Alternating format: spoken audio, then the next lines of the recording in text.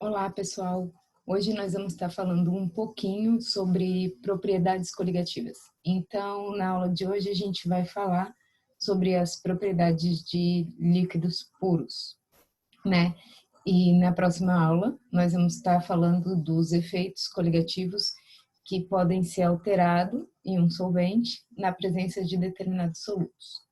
A aula de hoje, então, ela vincula líquidos puros, ou seja, é muito importante que vocês entendam que tudo que nós vamos falar nessa aula está relacionado às substâncias puras, tá? Às solventes que têm suas propriedades específicas bem definidas.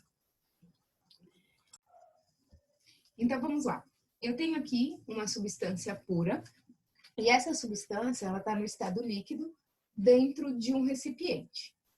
Esse recipiente que está no estado líquido está nas condições ambiente. E essa substância que está aqui, as moléculas aqui estão no estado líquido.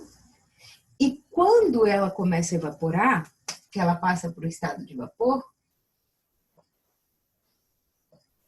ela vai entrar em contato com as paredes desse recipiente, né? Vai bater nas paredes e vai chegar um determinado momento em que ela encosta na parede do recipiente e ela volta a ser líquido. Quando o meu líquido atinge a pressão máxima de vapor, quando eu sei que isso ocorre, quando ele entra em equilíbrio dinâmico.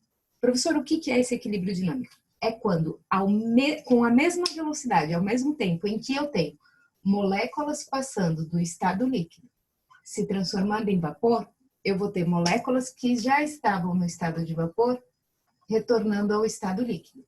Então, quando essa transformação ocorre ao mesmo tempo, moléculas de líquido viram vapor e moléculas de vapor voltam a ser líquido, então eu digo que eu atingi um equilíbrio dinâmico.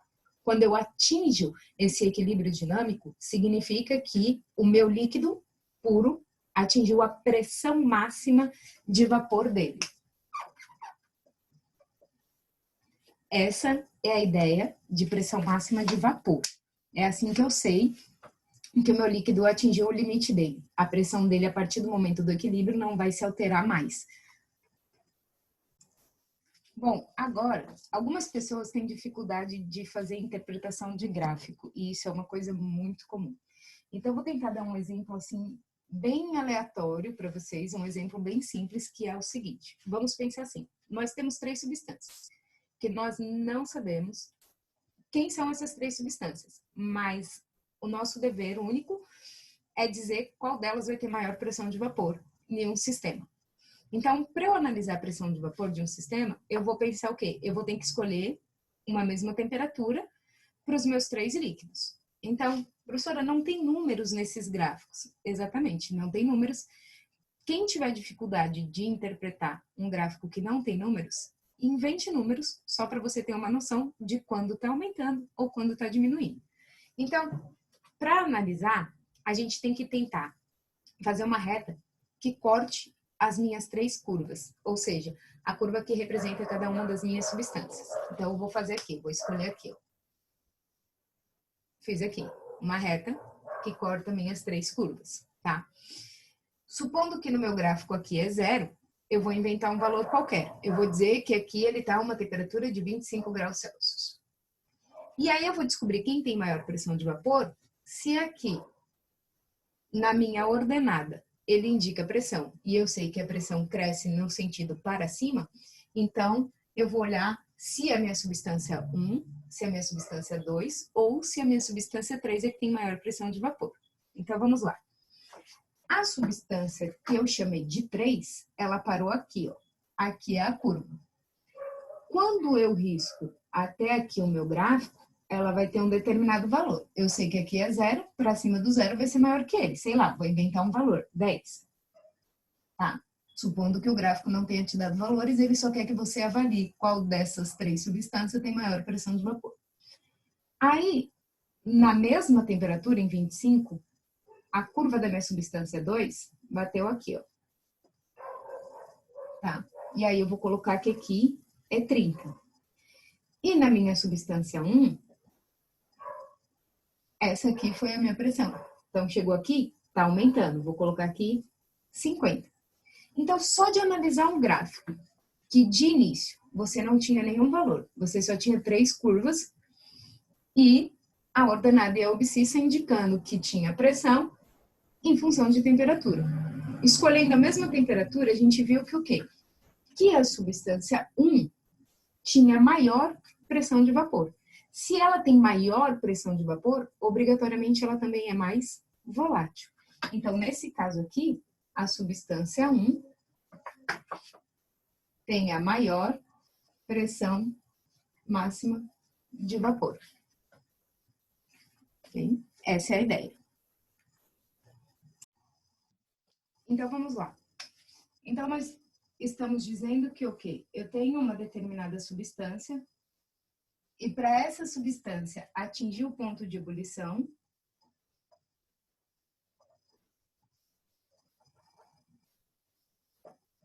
eu preciso o quê? Que a pressão interna seja igual à pressão externa, tá? Então, PI tem que ser igual a PE. Pressão interna e pressão externa. Vocês podem chamar do jeito que vocês preferirem, ok? Daí, o que acontece? Se eu estou a nível do mar e eu vou subir a montanha,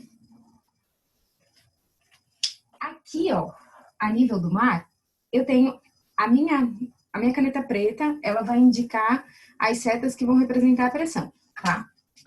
Então, aqui, ó. Aqui eu tenho uma altitude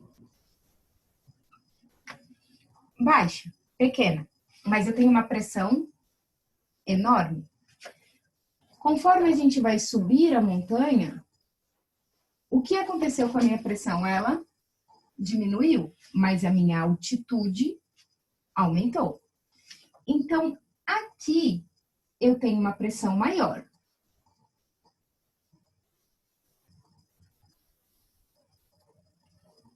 E aqui eu tenho uma menor pressão. O que vai acontecer com o meu líquido? Se a pressão interna tem que ser igual ou maior que a pressão externa, para o meu líquido evaporar, para ele entrar em ebulição, então o que vai acontecer é o seguinte, aqui, como eu tenho maior pressão, até a pressão dentro do líquido chegar à pressão do ambiente, ela vai precisar de mais energia. Então, eu vou ter um maior ponto de ebulição. Agora, se eu subir a montanha, eu diminuo a pressão no meu sistema. Então, eu vou precisar de menos energia para fazer com que as minhas moléculas passem do estado líquido para o estado gasoso, para vapor. Então, aqui eu vou ter menor pressão e menor ponto de ebulição. Ok? Aí algumas pessoas perguntam, por que lá em cima vai ter a menor pressão? Porque aqui, pessoal, não é que a gente tem uma quantidade diferente de moléculas no ar ocasionando essa pressão. É para a gente pensar assim, ó. Mesmo que a gente tivesse aqui, vamos supor, bem hipoteticamente, 2, 3, 4... algumas moléculas, aqui no caso 1, 2, 3, 4, 5, 6 representadas, que ocasionam uma pressão nesse sistema. Quando a gente sobe a serra, ou quando o pessoal vai de avião, enfim, as moléculas, eu posso continuar tendo 6. Mas o que acontece? O sistema está rarefeito, ou seja, elas estão mais espaçadas, então eu tenho maior dificuldade, por exemplo, de respirar, né? O sistema tem mais facilidade de entrar em ebulição, porque ele precisa trabalhar menos para chegar naquela mesma pressão que o sistema ocasiona. Então, quando a gente falar agora de ponto de ebulição, altitude e temperatura de ebulição e pressão, nós vamos pensar o seguinte, se eu estou a nível do mar, se a minha altitude é baixa, a minha pressão é grande. E se a minha pressão é grande, o meu ponto de ebulição é maior.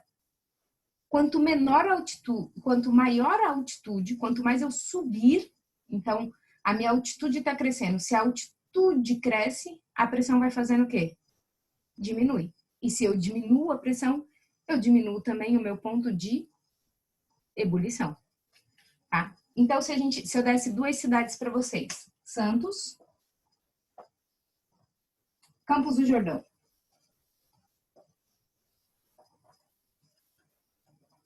Tá? A nível do mar, a água vai entrar em ebulição a 100 graus Celsius.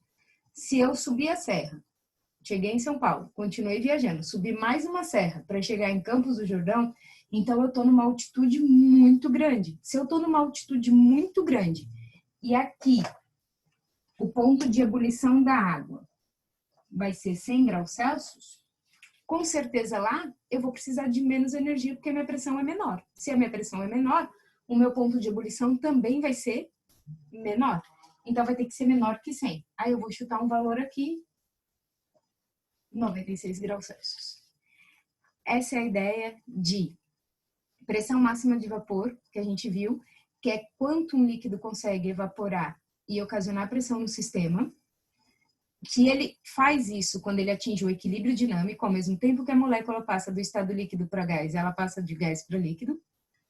Nós vimos que a pressão máxima de vapor é maior quando eu tenho um composto mais volátil. Se eu pingar uma gota de álcool na minha mão e uma gota de água, a de álcool evapora primeiro, ou seja, ele é mais volátil, então ele vai ocasionar maior pressão de vapor do que a da água. E nós vimos também que o ponto de ebulição de qualquer líquido só é atingido quando a pressão dentro desse líquido é igual ou é maior do que a pressão externa. Então, vamos lá. Nosso diagrama de fase, qualquer substância que se encontre aqui nessa região do gráfico está no estado sólido, líquido ou vapor. Então, vou criar uma substância para analisar essa substância. E essa substância está nessa situação aqui, ó. Ela está aqui, ok? Se ela está aqui, a uma determinada temperatura, vou chamar essa temperatura de X. Tá? Eu não quero mexer em X, mas eu quero fazer com que essa substância passe do estado de vapor para o estado de líquido. O que eu vou fazer? Se eu não estou mexendo na temperatura, eu vou ter que mexer em outra condição, em outra propriedade. Então, eu vou mexer na variável pressão. Então, se eu aumentar a minha pressão, eu consigo fazer com que essa mesma substância vá para o estado líquido. Agora, eu não quero mexer na minha temperatura. Eu vou mexer somente... eu não quero mexer na minha pressão, eu vou mexer somente na minha temperatura.